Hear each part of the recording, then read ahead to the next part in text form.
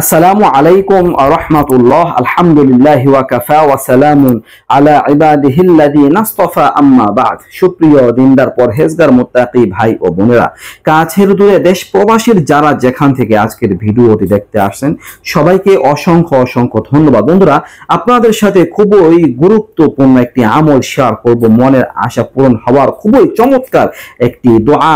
আপনাদের মনে যত চাওয়া পাওয়া থাকে যদি এই দোয়াটা আপনারা করতে পারেন তাহলে সমস্ত চাওয়া পাওয়া মহান আল্লাহ পূরণ করে দিবেন। বন্ধুরা, আপনাদের এই দোয়াটা আমি পড়ে শোনাবো, প্রত্যেকের এই দোয়াটা মুখস্থ করে ফেলা দরকার।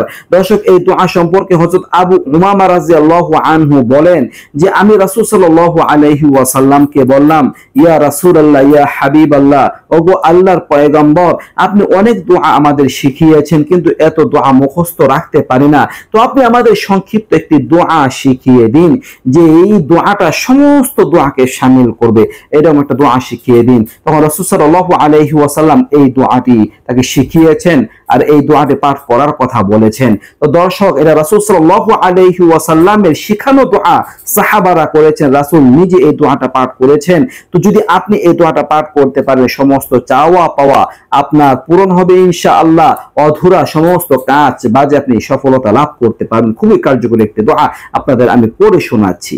اللهم إنا نسألك من خير ما سألك منه نبيك محمد صلى الله عليه وسلم، ونعوذ بك من شر ما استعاذك منه نبيك محمد صلى الله عليه وسلم، وأنت المستعان وعليك البلاغ ولا حول ولا قوة إلا بالله।